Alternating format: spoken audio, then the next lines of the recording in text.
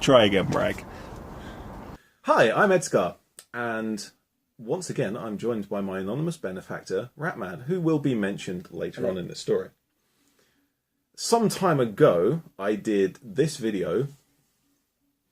Oh, I'm not going to be able to... I don't know how to edit that on YouTube anymore. They've changed the way they do title cards. The video on the nerf Vulcan and how it was absolutely, completely unusable in a modern nerf war because...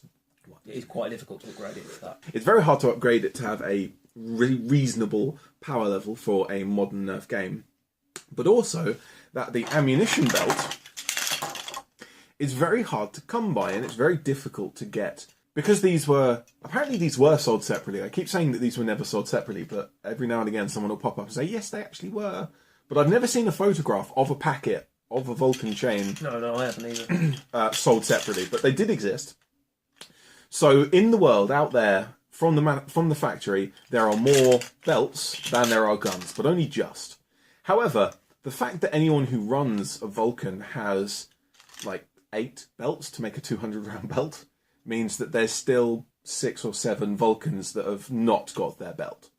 In a response to this, someone who watched my video by the name of Ryan Inglestead, Thunderdome, Minnesota, he saw the video and was like, well, no, they do pop up every now and again in thrift shops. Now, of course, in the UK, our charity shops don't sell Nerf guns nearly at all, almost never. I've seen 3 in my life at charity shops. I've seen one, and it was the one that came with a Wii controller, and I think they didn't know there was a gun in the box. The Switch shot, yes. Yeah. I actually like the Switch shot. That's a bit fun. Well, you've got one, haven't you? No, I gave that away. Oh. So he went to his local thrift shop and found this. And then at End War, was it End War? Yeah, End War. Yeah. And at End War this year, he passed it over to the Monkeytron Collective from Scotland. Yeah, so Big Al. So Big Al has also added in some Monkeytron Collective darts, thank you very much. From the Monkeytron Collective, it then went on to Ratman. To myself, yeah. And eventually, it has finally managed to make its way this long kind of passed from one to another, and it's made its way to me. So I now have a full 25-round belt for the Vulcan. Marvellous. The only problem with that is that since recording my original video on the Vulcan, my heavy bolt gun Vulcan is now dead. The motor's burned out. What I do have, however, because, as I've mentioned before, there are so few belts and so many spare guns lying around, that I have a spare Vulcan. So I'm going to rip the motor out of one, put it into the heavy bolt gun, because then, with a good motor and this belt, I can get that running. Right, so here you have the donor Havoc Fire Vulcan. It's a Havoc Fire, not that that matters. Here we have the donor one open, all the bits that you need to remove to open it up, and all the screws over there. They all seem the same except for these 2 small ones which go in the carry handle at the top. But all I want is the motor here, so I'm going to grab the soldering iron and free that. And there we go, the only piece we needed, the motor. And all the rest of that can go back together with all of those 150,000 screws. So because of how the Vulcan and Havoc Fire work, even with the motor removed, it still works as a Springer. So this one isn't like completely useless, it's just mostly useless. Well, here's the inside of the heavy bolter with all of its glorious red paint. These are the bits that have come out of it. Far fewer than on the stock Havoc Fire or Vulcan, but still quite a few screws. And that there is the offending motor. So let's switch it over. So that's the motor switched over, and just to confirm it works, I'm not going to run that anymore because it's horribly loud and just will hurt your ears. But one thing I want to point out is that I used hot glue to hold the wires in place. Unfortunately, that didn't really work very well at all, as you can see by the fact that it's not stuck anywhere at all. So I'll be coming up with a new solution for that. I've also redone some of the other wires as well. Redone the connector. Well, it's back together, and I notice here, if it will focus, that the Aquila there has lost one of its heads, which, for anyone who understands the lore of Warhammer 40k, that's a seriously bad omen, and is probably why the motor and the wiring failed on this. But otherwise, it's back together and it works again. Hopefully the machine spirit is appeased that I've repaired it, and it doesn't break again. But that's a bad sign. Another thing that I've just noticed, because I'm a phenomenal nerd and I notice such things, is that the belt I've just been given today is actually different from the scraps of belt that I reformed into this piece. Now, I'm not sure if this is an early version and a late version. Maybe the tooling was changed. I'm not sure if this is a Vulcan belt and a Havoc fire belt. Maybe they had a different belt for different parts of the world. But what I can do is just have a look at the differences and compare them. So the most obvious difference is the starter link. So the very first link is not a barrel in itself, and this is just to help you load it. So when you come to load the belt, you open the top cover and you throw that over the top, and having an extra kind of dummy link that can go on the other side just helps it to stay into place. Whereas if that first one was a barrel, then it's kind of not really held in very well, and it has a good chance of falling out by the time you've closed the top cover. So having that dummy kind of starter link means that you can put the first actual barrel into place, and the starter link goes over the other side, which then means that it's going to balance well enough for you to be able to close the top cover and start shooting.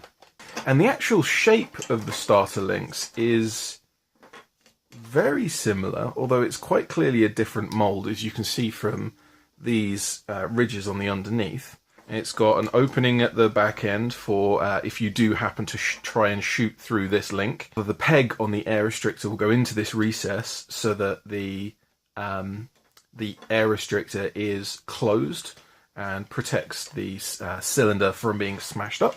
But the big glaring difference between them is, of course, the colour. Another difference is with each of the barrels, each link itself.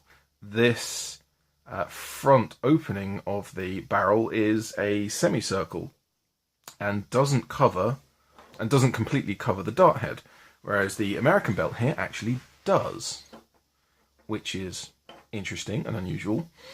I don't know why why that difference exists. I would say that having it fully enclosed like this is going to protect the dart better, particularly if you're using the Whistler tips, which is kind of the era where the Havoc Fire and the Vulcan were being released. I don't know what type of dart this actually was originally sold with, whether it was streamlines or Whistler tips or something else. And another feature that you almost certainly cannot see is the dart peg on the English kind of repaired belt that I have here. The dart peg comes most of the way to the front of the barrel, as you would expect for most dart pegs. Whereas on the belt I've just been sent here, the dart peg is actually much shorter. And they are, unfortunately, round. If I was to try and shoot half darts out of this, not that there's any point whatsoever, but if I was to, I would have to come in from the back and carve this out, because the dart peg removal tool I looked at recently relies on the dart peg being either a square or a plus shape, so you can actually twist it. But this is round, so there's no way to grab onto that. Also on the underneath of the belt, there is this extra shape here on the English belt that doesn't exist on the American belt. And I'm not sure why that would be there. It doesn't interact with anything on the gun. It's just like this shape here goes in between, it just goes in between the two feed cogs. So it doesn't interact with anything, doesn't touch with anything. So I'm not sure why that even exists. But the similarity here at the top is that the actual cloth part of the belt runs in between two loops on the sides of each link and then runs over the top. And then there's the Nerf logo panel that's glued onto place over the top.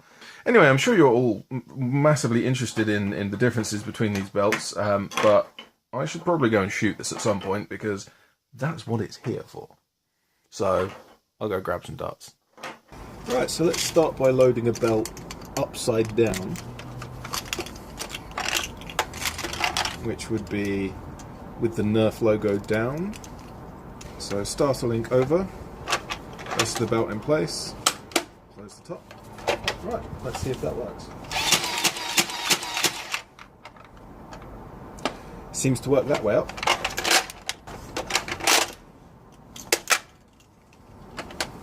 And let's just make sure that it works the other way as well.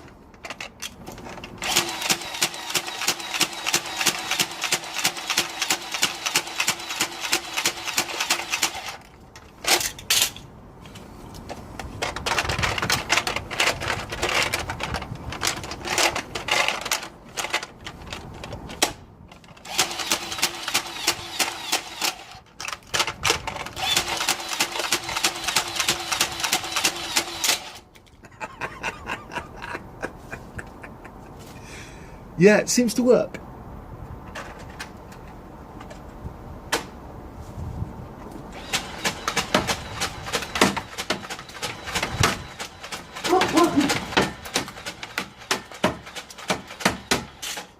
So there we go, that's an extra belt and this thing back up and running, working as it should be. Now you may notice that it's not particularly powerful. The spring and air restrictor and all the rest of the internals are almost completely stock. Just when I moved the grip, I cut away the springer sear, so this no longer works manually, it only works electrically. But with two belts now, and this belt, just in this one link here, you can kind of see, it might have been easier to see from the top-down view, the resin I used to attach these pieces together, in attaching the torn bits of belt together, there's a horrible wrinkle here, and that causes jams pretty much every time it cycles through. So this belt will shoot absolutely fine up until this barrel, and then you've got the nasty link there, and just giving it a little tug through means you can then shoot the rest of them. Sometimes you pull it past that barrel, and so you skip one, but yeah, that's not really much of an issue. But kind of just using a bit, particularly now I've got two belts, I'm starting to see why so many people find the Vulcans so alluring. The belt, particularly when you can roll it up like this and hold it in one hand and just throw darts into the barrel, you can load that faster than you can load a magazine, for example. And because it's a belt and it's flexible and it can change shape and all the rest of it, you don't need a specific shape of magazine pouch. I was using the thigh pockets of my work trousers and it would hold either one of these belts really quite well. You just have a couple of links hanging out at the end with the starter link, so you can grab your starter link and throw it over the feed mech to load it. So loading the belt itself is relatively quick. Loading the belt into the gun is, or can be, relatively quick as well. And with 25 rounds of capacity, particularly back when the Vulcan and Havoc fire were first released, that's massive capacity. Much more than really anything else had back at the time. But even today, 25 rounds in Nerf is still respectable. With the slow rate of fire and generally poor performance, this one will be relegated to the low power games I play at cosplay conventions and that kind of thing. Anytime I run any kind of stock game or pistols only round and we need a Leviathan, it is a lot of fun. Big and obnoxious, and yeah, that's why I chose to turn this into a heavy bolt gun for the Tanith First and Only cosplay. Heavy bolter is one of the many heavy weapons used by Bragg, one of the main characters in the book series. A lot of fun and worth having an extra belt for. So anyway, thank you to Ryan for getting me the belt, and thank you to Al and Paul for getting it to me. Thanks to everyone else for watching. I'm ED-SKaR, I always will be, and I'll see you next time.